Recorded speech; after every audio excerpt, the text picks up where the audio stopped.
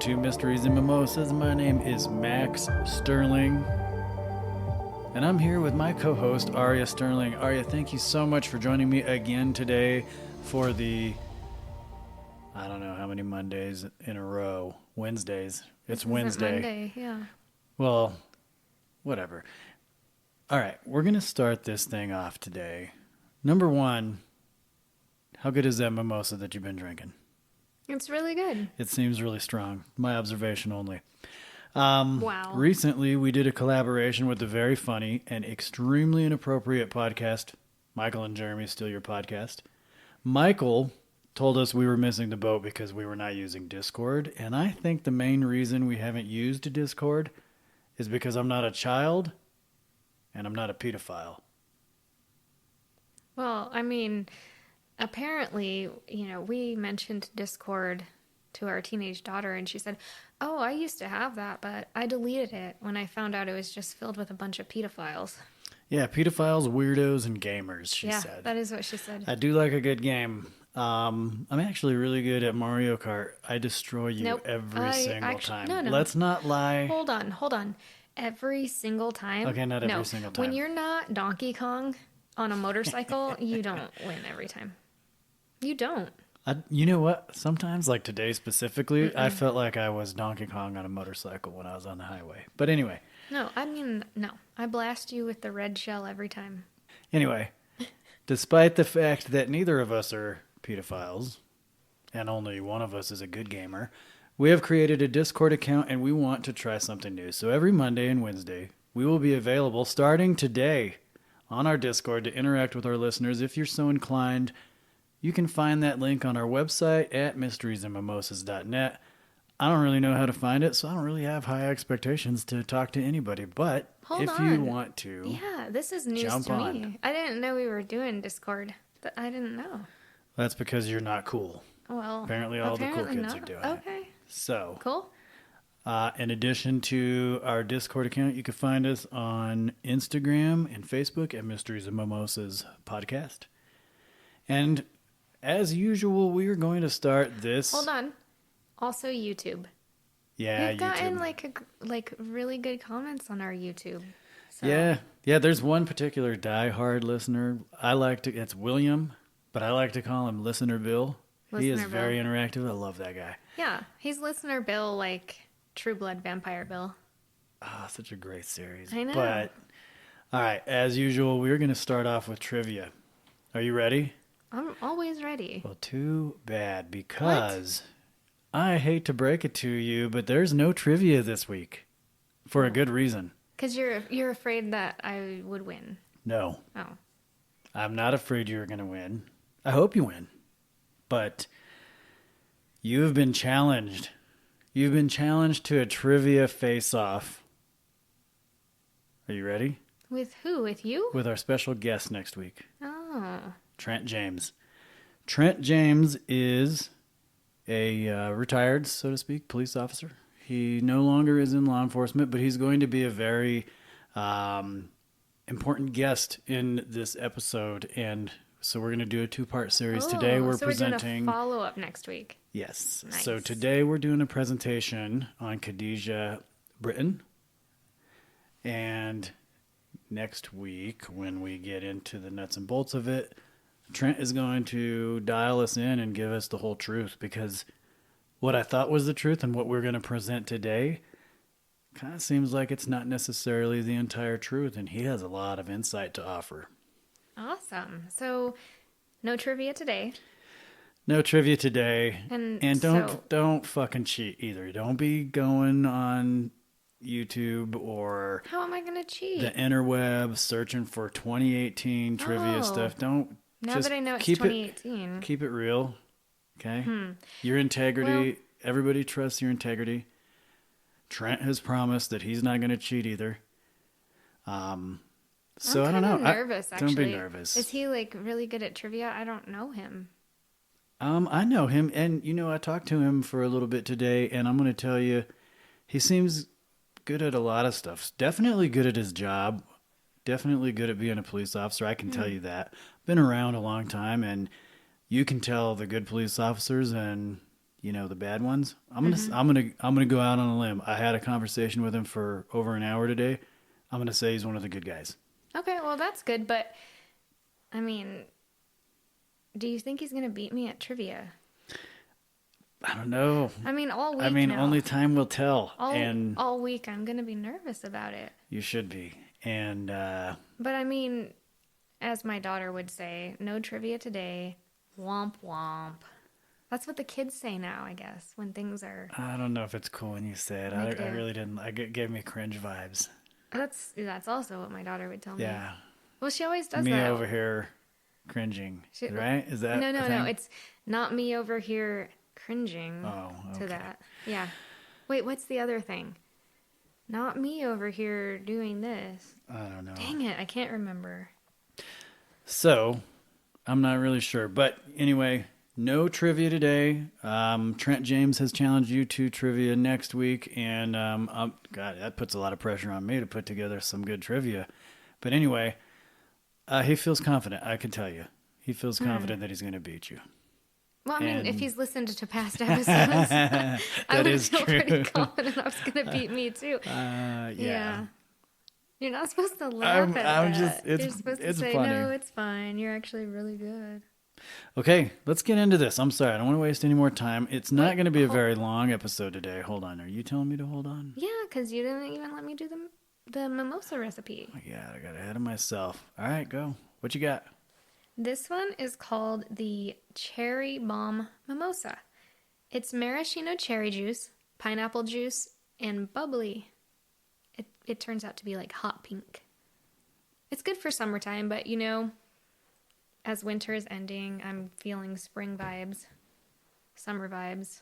I just want summer to be here. So yeah, same. I'm manifesting summer with this mimosa. I want summer to be here, but I never want winter to end because I love to snowboard. So there's that. Anyway. Okay, now can I get started? Do I have your permission to take this podcast back over and get into the mystery? Yes. Okay. Today's mystery comes from the town of Covelo, California. I'm sorry, I said that wrong. It's Covelo.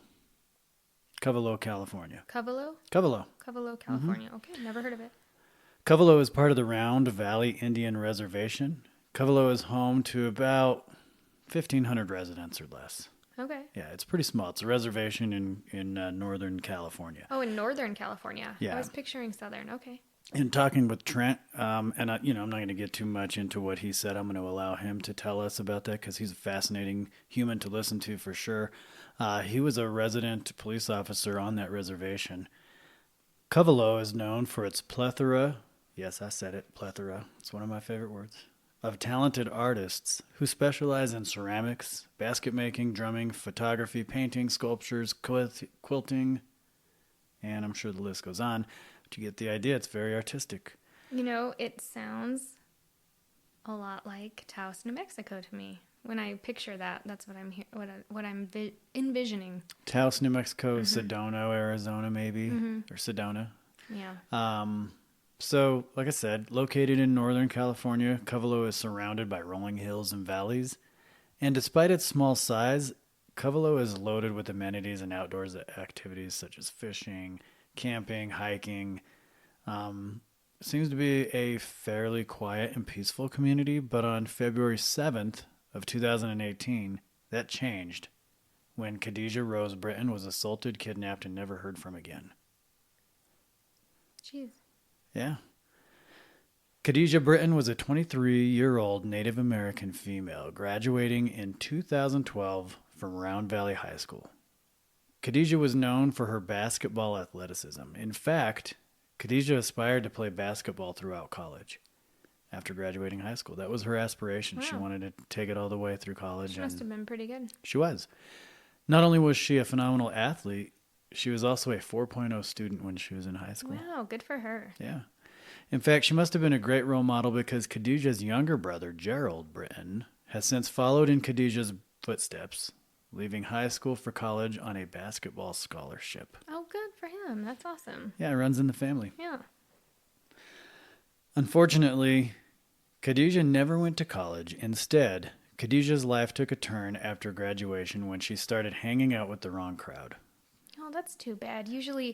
Normally, you worry about your kids hanging out with the wrong crowd when they're like in high school in that Right. age. Usually, afterwards, they've kind of like left that behind and they move forward. Oh, for sure. So that's sad. Well, I think even as a parent, when you have an adult child, you still worry about them. Are they okay? What are they doing? Of course, yeah. It is definitely a sad situation when you see those types of changes happen with kids. So, Khadijah is a Wailaki member of the Round Valley Indian tribe and is one of the countless indigenous women who have disappeared or who have become victims of unsolved murders. And I know that we talk about this sometimes on the show. The missing and murdered movement with the indigenous people. It's a super sad situation, and I actually cannot wait for Trent to shed some light on this. I mean, Trent is an expert in tribal policing. Mm-hmm. He's an expert in missing and endangered or missing and murdered indigenous people. He has a very, very different insight that's probably going to shock you. Wow. Yeah. Yeah, I can't wait to hear about that because there's not enough awareness of these cases, in my opinion. And it's a whole different culture, and I would love to have a better understanding of why. Why is there such a disproportionate number of missing and indigenous women, compared to other populations? Well, I think that after we talk to Trent next week, you're going to have a pretty good understanding of why that number is so disproportionate, why these things are unsolved, or these cases, and not particularly with women. I think indigenous people as a whole become missing. That's true. And children, women, men, and it's a culmination of underreporting, lack of response from law enforcement. And then, as we've talked before on a previous episode, I think that there's also a barrier between the Bureau of Indian Affairs, the tribal police, and, law enforcement in the surrounding areas, such as sheriff's office, local police departments, state agencies. Well, and, maybe Trent will be able to shed some light on this, but I think it's also a cultural thing about reaching out and, asking for help or, for these types of things. Right. Mm-hmm. So on February 7th of 2018, Khadijah was visiting a friend in the 23,000 block of Airport Road when her ex-boyfriend at the time. Now, these two were on again, off again. Okay. Negi. That's his name. Negie. Negi Tony Fallis, the fourth. Oh. Showed up with his new girlfriend, Antonio Batista Dawson. Now, I just want to talk about this for a minute. All right, you're going to find out here, definitely next week, but you're going to find out how bad of a person Negi really is. We're going to talk about it a little bit today, but what I just want to point out is he's the fourth. Right. There are three other Negis. There are three other Negi Fallises out there. Mm-hmm. Hopefully, the other three aren't as bad as the fourth. Right. Because wouldn't that be terrible? Oh, scary. Yeah. So, armed with a small Derringer pistol, Negi went to the door of the house and demanded to speak with Khadijah. During the confrontation, Negi chased Khadijah around the black Mercedes driven by Antonia, assaulted Khadijah, forced her into the Mercedes, at which point the vehicle sped away. What? And people are witnessing this? This is like... Now, I think you have to daytime? understand, and we can ask Trent about this, but this isn't just a, visiting my friend and my friend just happened to see this happen. I think there's other people there. I think there's drugs involved. Okay. This is a lifestyle that, remember, had changed for Khadijah since her 4.0 student, in high school, since then, since she was playing basketball for sure. I mean, she's 23 at the time. So, either way, this is the last time Khadijah was ever heard or seen from, or heard from or seen by her family and friends. But this wasn't the first time that Khadijah was assaulted by Negi. That doesn't surprise me. I mean, he's bringing his new girlfriend Yeah. To kidnap her. Well, essentially. remember, this is the information that's found on the interweb.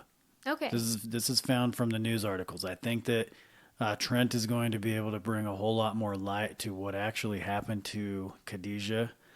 You know, how that transpired. Now, remember, why we asked Trent to come on and provide an explanation about that is because he was one of the first responders. He was very in depth in the investigation from start to finish. Okay, good. He has a tremendous amount of insight, and there was actually some stuff that he is going to talk about. I'm not going to try to remember everything that he said, but it will be very important. But this is the basic bare bones case of Khadijah. Okay. So, remember I said this isn't the first time Khadijah was assaulted by Negi. It has been reported that Negi and Khadijah had a tumultuous relationship, clearly. Mm-hmm. And Negi was known to be abusive, which is probably the reason for their recent breakup. That's what I'm going to say. Yeah. I mean, on again, off again. We'll talk at the end of this show about the cycle of domestic violence, how that affects everybody, even including neighbors. You know, everybody. It doesn't just affect the victims. Mm-hmm. Additionally, sources say that Negi had a history of domestic violence, charged in other instances where he has other female victims. Also, not surprising with that type of Correct. person. Mm-hmm. Approximately 3 weeks prior to this kidnapping, Negi attacked Khadijah with a hammer in another previous kidnap attempt. Oh, jeez.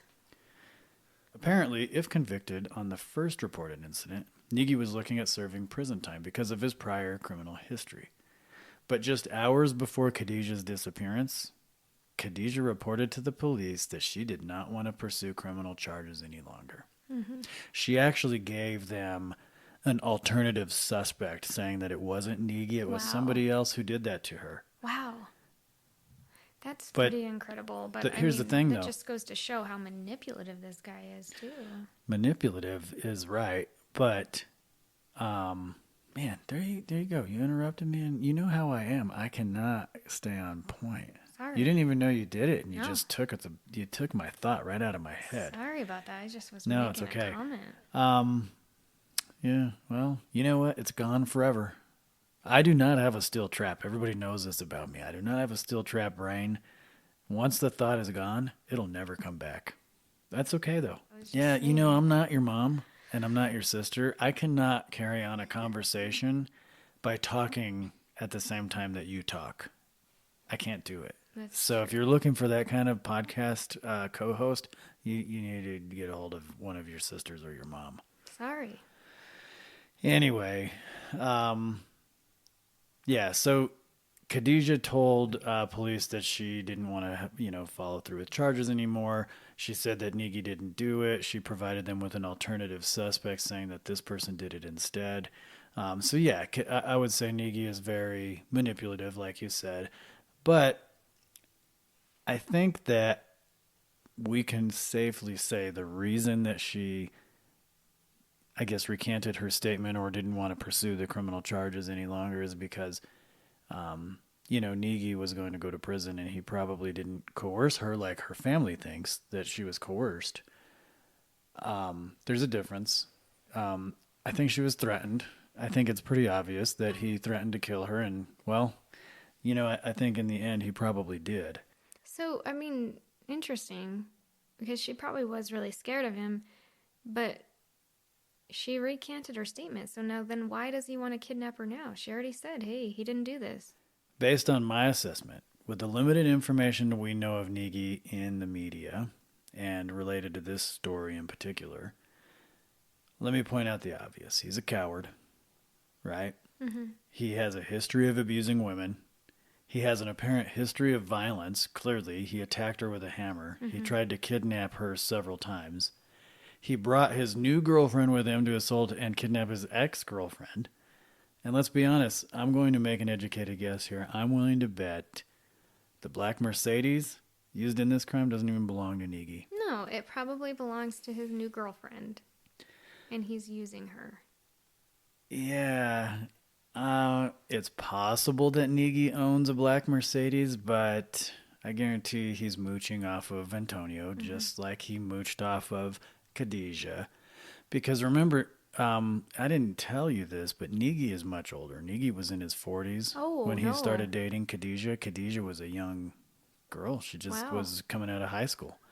Interesting. I Yeah. think Didn't that know that. I'm going off of memory. We can ask Trent, but I'm pretty sure Khadijah was 17 years old when she started dating Negi, who was in his 40s.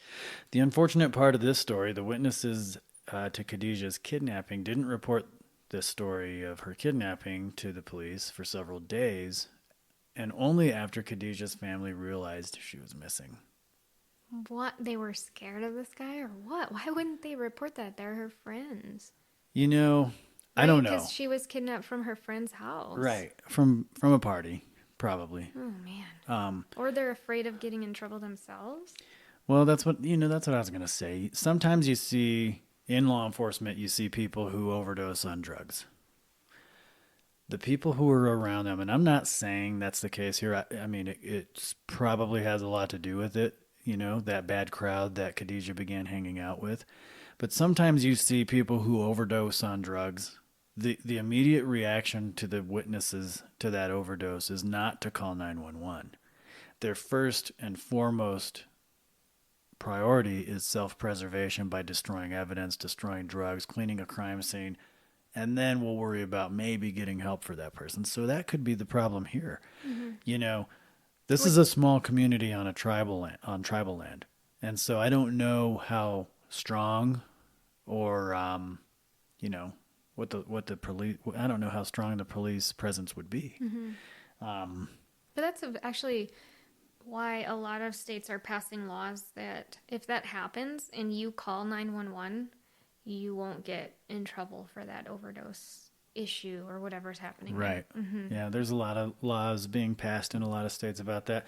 Particularly, there's some laws where if you have a needle on you and it's filled with drugs, as long as you proclaim that when you're contacted by police, you kind of have immunity because you're protecting that police officer from getting stuck by that needle. Mm-hmm.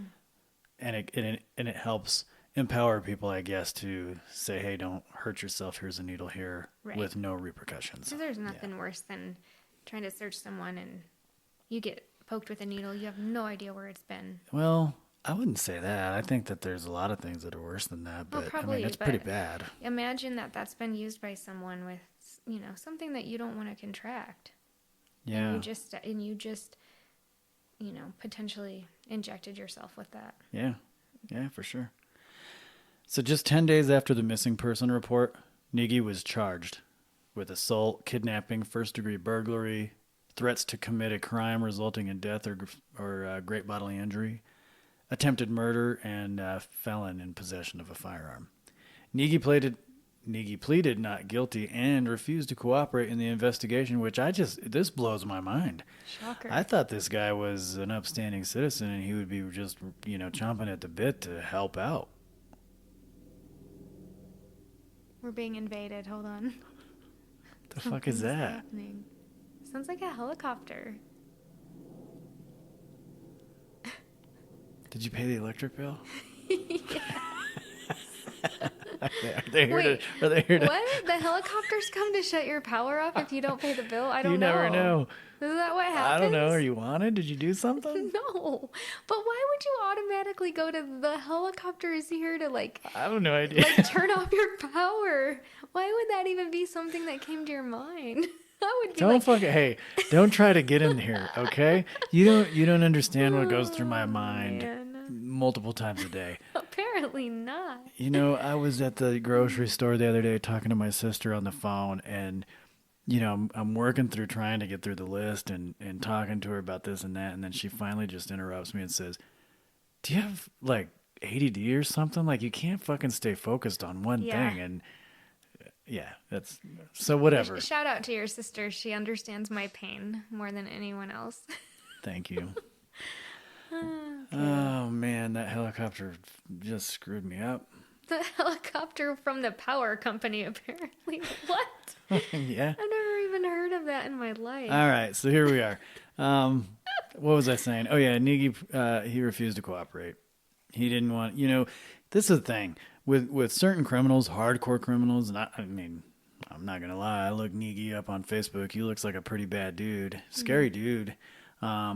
he looks like somebody that I've arrested before. You know, he fits the profile of a very dangerous con. Mm-hmm. He's been to prison. He has a criminal history. Sometimes you just can't interview and interrogation. You just can't break those people. Mm-hmm. There's nothing you're going to do because they've had, all the tricks of the trade, I guess, so to speak. Well, I mean, he's in his 40s. Used on him. Probably been doing this for several years, too. Yeah. So based on the lack of evidence, most of the charges against Negi were dropped, which lowered Negi's bail amount, and as you guessed it, Negi was able to post his own bail and he was released from custody. However, Negi was still facing the charges related to the possession of the firearm, and in October of 2018, Negi pleaded no contest. Okay. So, for those that don't know what no contest means, it's also known as nolo contendere. It's similar to pleading guilty and carries the same consequences as a guilty plea, but you're just entering that plea without admitting guilt. This type of plea can be advantageous in any future civil litigation because the defendant isn't actually admitting guilt. They're just basically saying, sure, I concede. I guess that's the best way to describe it. Mm-hmm. It protects them from future civil litigation because they've not admitted that guilt, right? So in a lawsuit that might come later on, it can't be used against them, essentially. Or it's a little bit harder. Yeah. It's like almost like a Alfred plea, kind of. I mean, it's not the same thing. They're two different things, but like in an Alfred plea, you're pleading guilty because you're like, okay, they have enough evidence to get a conviction if we bring this to trial. So I'm not admitting guilt, but I'm just saying, hey, yeah, your evidence is really strong. I don't want to take this to trial, so I'm going to give you an Alfred plea. And it's kind of the same thing. You know, I've interviewed a lot of people. I've done internal affairs investigations. I've done criminal investigations, and I've heard people say, I'll just go ahead and tell you that I did it because that's what you want to hear. Well, no, that doesn't work for me. I want to know the fucking truth, man. Well, you want to know what they're saying. Like, the evidence matches what they're saying, right? Correct. Yeah. I actually like this move, though, that the DA did. They charged Negi with the, possession of weapon by previous offender statute in California.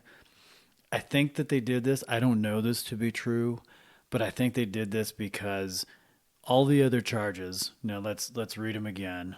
This is according to the news. Okay, of course, I don't really know actually what the charging document says, but they charged him with assault, kidnapping, first-degree burglary, and then the threats to commit a crime resulting in death or great bodily injury, and the attempted murder.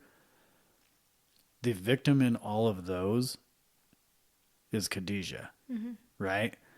The victim in the possession of the weapon by previous offender would be the state of California. Sure. I think that the move that the DA made was to charge him with the crime where the state of California is the victim so that they can preserve all of those other charges against Khadijah in the event that Khadijah is found. I absolutely agree with that. I think that's exactly probably what they did. And they can do it based on whether she's found alive or deceased. Because if she's deceased, obviously they would probably go after some kind of murder charge, the kidnapping and everything else. If she is found alive, then maybe she would then cooperate and they can charge her with the assault and kidnapping and everything else. So it's a good move. And whether or not it was intentional, I'm guessing it is. Who knows? But that's what happened.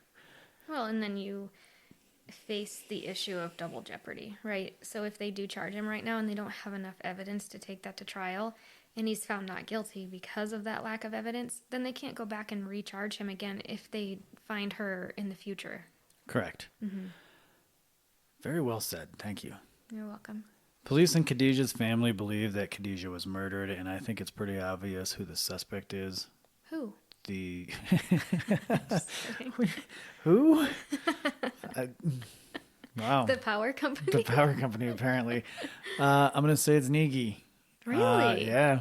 Wow. It's like, I just feel like I had the Scooby-Doo moment where I ripped off the mask Like, of the monster, and it's a Negi. red herring. No, it's Negi. It was Negi all along. No, that's totally him. Anyway, Antonio was also arrested and charged with the crimes related to harboring Negi. She was eventually sentenced to 18 months in jail, followed by an 18-month supervised sentence. So probation, right? Mm-hmm. And what happened to Negi? Well, he served 15 months in prison before being released. Of his 4-year sentence. Of his 4-year sentence. Mm-hmm. This is California. I mean, I'll be honest with you, that's a lot of places now. They do not have room for everyone. There's overcrowding issues. It's very frustrating for victims to be told by a district attorney, okay, this guy was sentenced to 40 years. And they're like, 40 years. Yeah. 40 years now, I don't have to worry about this person coming back out. And then Wrong. Due to statutes and all of these things, before they know it, they're getting notifications saying, hey, this guy is up for parole. Do you want to participate in the hearing? And they are scared because they're like, wait a second, that's not right. They said he got 40 years. 40 years is not 40 years. It's sad. It's really hard for victims and their families when they don't understand that, which is why in a lot of places now they're coming up with truth in sentencing laws so that when somebody is sentenced to 40 years, the DA has an obligation to tell the family, hey, it says 40 years, but I need you to understand that it's not 40 years. This is actually how it's going to break down. And he could potentially be out on the street in 10 or whatever it is. Sure. Yeah. Sorry. No. You're Just good. wanted to say that. 4-year sentence. Negi gets out 15 months or 13 months, something like that later. And then, he carries on that same behavior because 4 months after his release, he was contacted by deputies on a rural road. I always have a problem with that word. Rural. Road near Covelo. Deputies found Negi to be in possession of drug paraphernalia and a stolen handgun, as well as a converted rifle.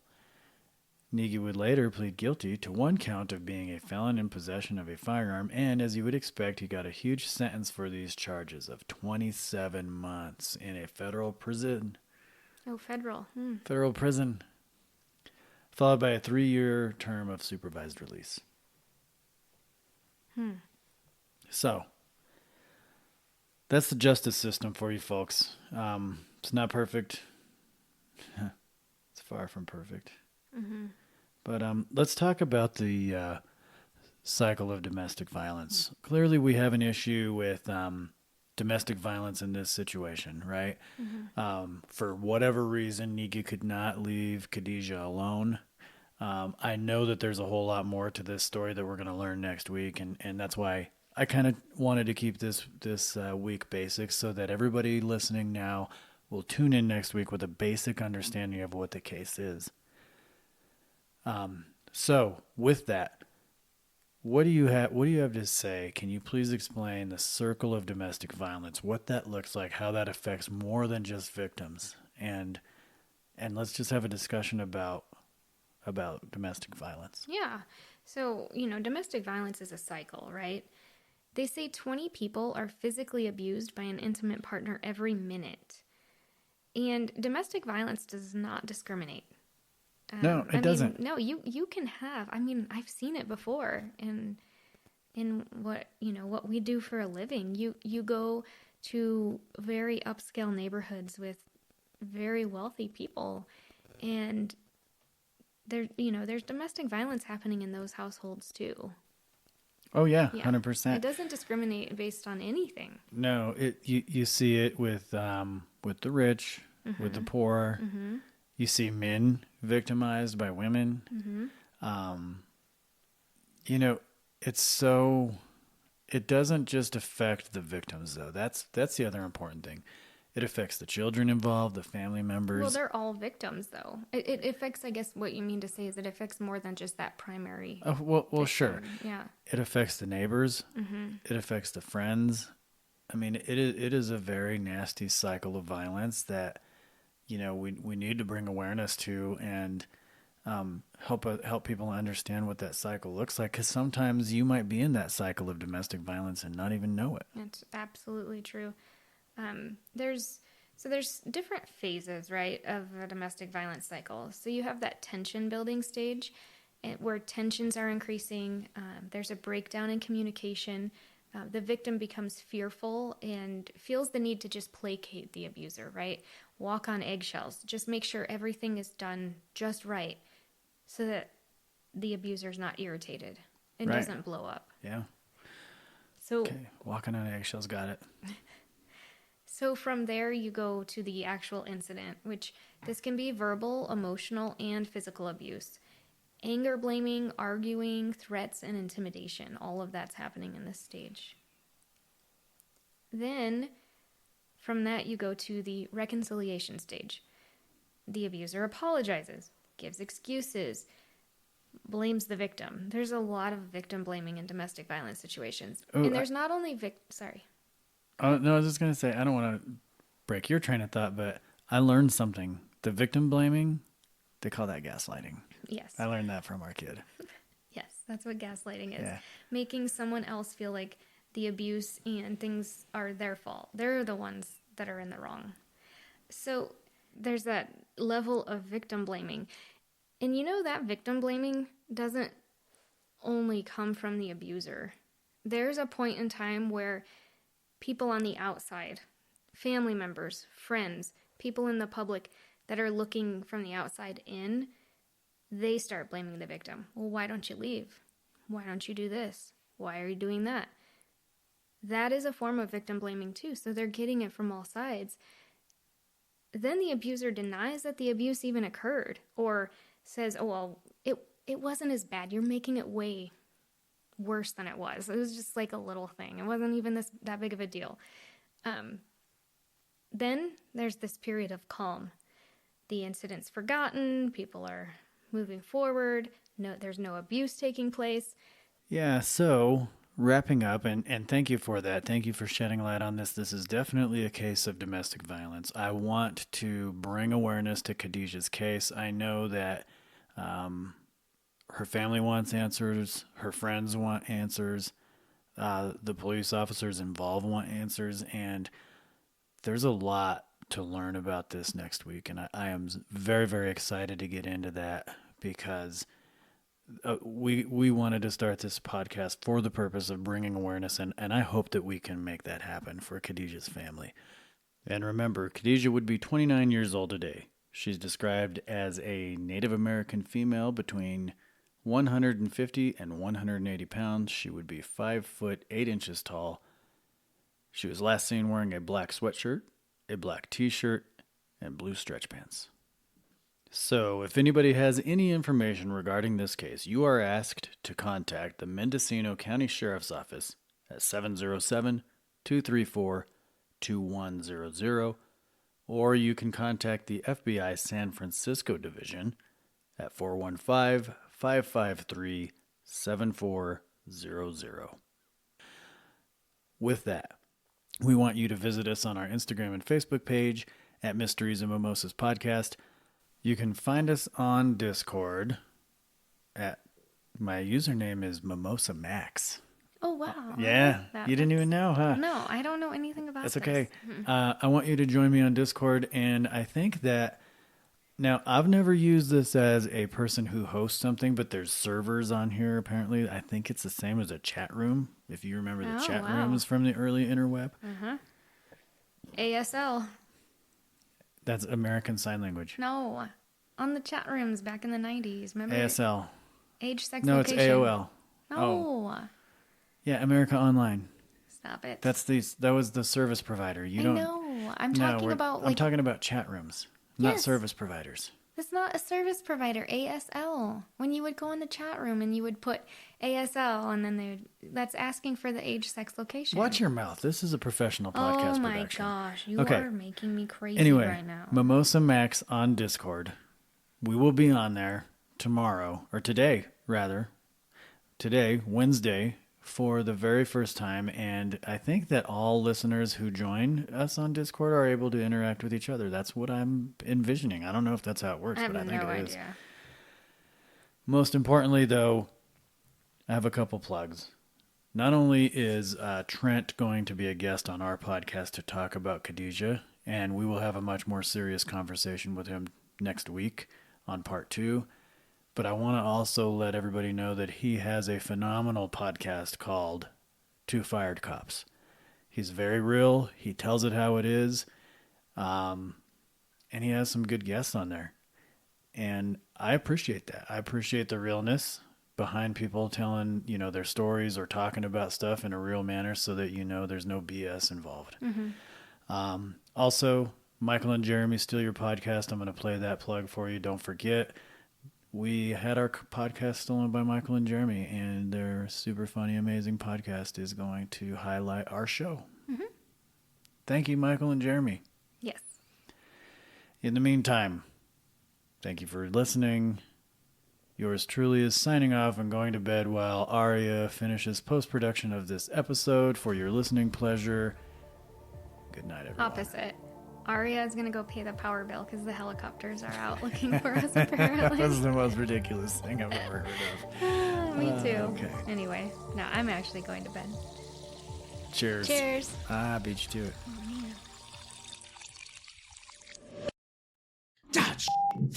Why you always make me climb in the smallest of places? Well, Jerry, this is the best way to get to the podcast that we need to steal this week. It's always through Like the we do fence. every week on Mondays. Mondays, every Monday. Religiously. Sometimes I wish we could just walk through the door, but yeah. Every Monday on where do they find it? On Spotify, Apple, anywhere that you can find podcasts. That's Sorry, where dude, we are. I get so hot in these vents. I think they have the heater on. Wait, oh, Jeremy, don't move. Oh, wait. Yeah. Michael and Jeremy Steal Your Podcast every Monday, wherever you get your podcasts and stuff. We're going to take your podcast and we're going to do it Better, faster, stronger, hornier, yes, in an hour. or more. Sometimes.